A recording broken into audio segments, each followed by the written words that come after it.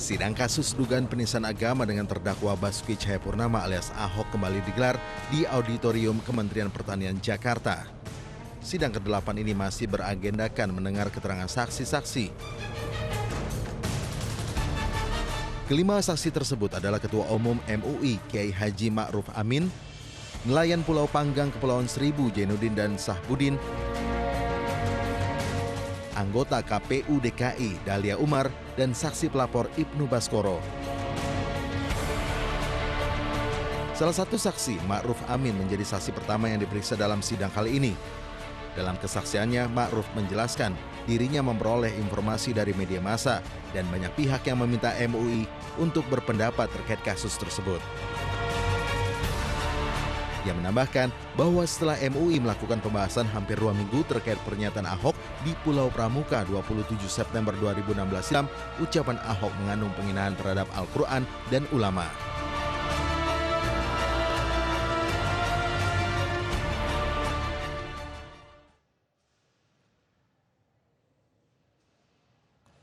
Betul, Ma'ruf Amin pada hari ini juga bersaksi di persidangan Basuki Cahayapurnama lebih dari 8 jam dan kabarnya ada 230 pertanyaan yang disampaikan terhadap beliau, baik itu dari majelis hakim, dari jaksa penuntut umum dan juga dari kuasa hukum Basuki Cahayapurnama. Untuk membahas terkait dengan sidang Ahok ini kami akan berbincang bersama dengan ada pakar hukum pidana Pak Akhyar Salmi. Selamat malam Pak Akhyar. Malam Bung Abraham. Dan ada juga Pak Ihsan Abdullah yang merupakan Wakil Ketua Komisi Hukum Majelis Ulama Indonesia. Assalamualaikum. Selamat malam Pak Ihsan. Assalamualaikum warahmatullahi wabarakatuh. Selamat malam. Saya terlebih dahulu ke Pak Ihsan. Pak Ihsan kabarnya juga ada mendampingi Pak Ma'ruf Amin juga di sana. Dan kabarnya pemeriksaan berlangsung selama 8 jam. Kemudian ada 200 lebih pertanyaan yang disampaikan kepada Pak Kiai. Iya betul. Itulah yang menjadi poin atau catatan kami ya, bahwa Kiai Ma'ruf Amin ini kan posisinya dihadirkan sebagai saksi dan sebagai warga negara Indonesia yang baik tentu juga hadir. Walaupun kami sebenarnya dari Komisi Hukum sudah menyiapkan affidavit ya, artinya keterangan saksi dengan tertulis. Artinya kalaupun tidak hadir tidak masalah sebenarnya karena sudah ada keterangan tertulis. Namun karena tadi menghargai proses hukum, kemudian menghargai hukum, undangan jaksa yang dimintakan hadir sebagai saksi kepada Kiai Ma'ruf hadir. Kabarnya sempat juga mengeluhkan pemeriksaan yang berlangsung selama 8 tetapi jam kemudian lebih. Beliau udah hadir jam 7.30 sudah di sana. Sidang dimulai jam 9 ya, tepat memang sidang waktunya. Akan tetapi kemudian sidang sampai pukul 15.30 pemeriksaan saksi itu. Dan saya kira ini yang menjadi catatan. Tidak mungkin dong, harusnya dipertimbangkan sebagai jaksa, ya, hakim tentu mempertimbangkan. Pak Kiai Ma'ruf Amin usianya sudah 73 tahun. Bagaimana kemudian diperiksa sebagai saksi dengan pertanyaan hakim, kemudian jaksa dan 22 pengacara, ya kan? Yang saya inventarisir pertanyaan itu hampir 230 lebih. Ya, bagaimana kemudian dibiarkan? Kan mestinya ada pertanyaan dari jaksa. Yang mulia, kami mohon agar ditanyakan kepada saksi apakah terus memberikan kesaksiannya ataukah cukup. Karena apa? Ya mempertimbangkan kesehatannya. Kalau ada sesuatu, nah ini kan persoalan. Ini yang kami Saya masuk ke poin ini dulu ke Pak Akhyar. Pak Akhyar, wajarkah demikian mempertimbangkan kondisi sebetulnya dan juga kesehatan dari seorang Pak Kiai Ma'ruf Amin? Pemeriksaan dilakukan selama 8 jam, kemudian ada lebih dari 200 pertanyaan yang dilontarkan kepada beliau sehingga harus ada keluhan dari teman-teman MUI. Saya kira sangat wajar ya keluhan itu. Perlu juga inilah yang memang yang belum diatur di dalam hukum acara kita.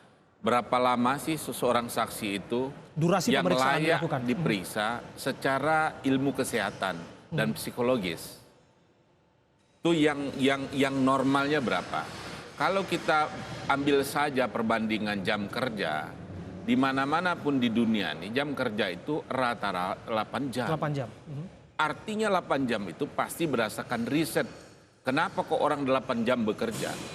Nggak bisa lebih dari itu. Itu pun dengan mempertimbangkan bahwa beliau dalam kondisi fit. Apalagi kondisi umur. Jadi satu menurut saya yang perlu diatur yang akan datang itu mengenai masalah berapa sih layak seseorang diperiksa.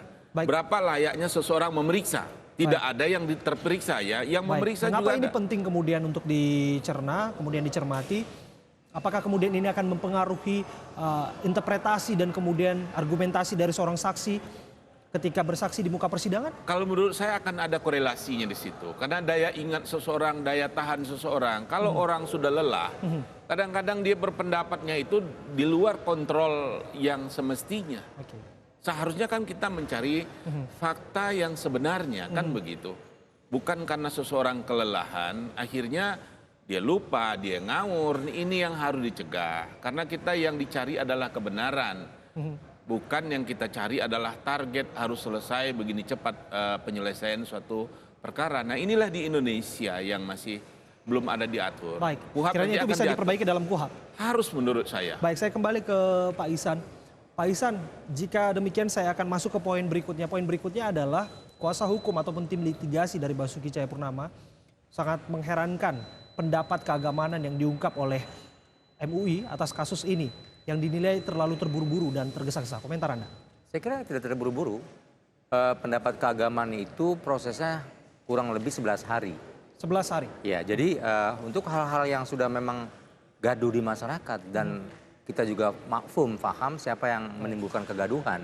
Pak Kiai juga tadi mengamini bahwa ada desakan, ada masukan sebetulnya terhadap MUI untuk kemudian menggelar rapat dalam komisi-komisi. Tidak desakan, artinya suasananya yang mendesak.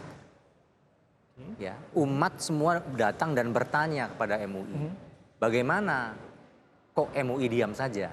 Nah, kemudian melalui proses yang kita sudah sampaikan juga bahwa ada pengkajian dari tanggal 1 sampai tanggal 5, ya, komisi pengkajian, kemudian ke komisi Infokom, kemudian ke ada komisi hukum dan fatwa, kemudian dari pendapat-pendapat semua ini dirapatkan dalam suatu rapat harian pleno diputuskan pendapat keagamaan. Saya kira tidak mendesak dan persoalannya sudah jelas. Ucapan Ahok itu yang menimbulkan kegaduhan. Jadi apalagi yang perlu? Baik. Dan yang dikeluarkan adalah bukanlah fatwa. Sebetulnya pendapat keagamaan yang derajat sikapnya lebih tinggi daripada fatwa. Iya, dan itu dikeluarkan sudah jelas.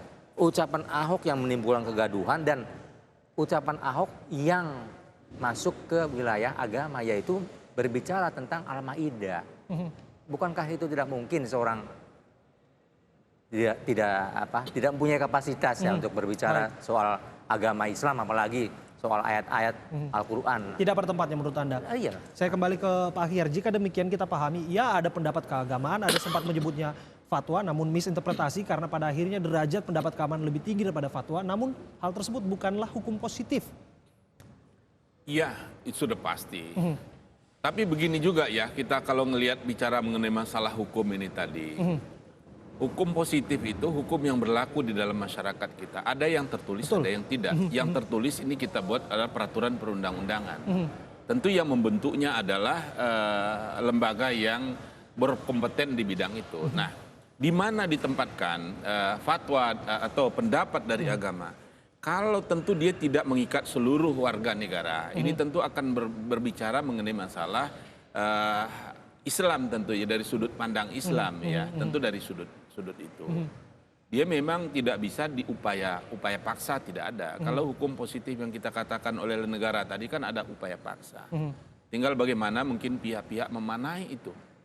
Nah inilah nanti yang bisa tidak sebagai bukti yang digunakan oleh hakim di dalam bukti surat ini kita bisa dia atau berupa surat tempatnya nanti bisa juga kalau diundang nanti ahli ke sana dia menjadi keterangan ahli. Baik. Di situ tempatnya. Baik, nanti kita akan perdalam lagi seperti apa sebetulnya pendapat keagamaan dan esensinya dalam persidangan Ahok. Pemirsa, kami akan kembali dalam Talk to iNews bersama Anda sesaat lagi.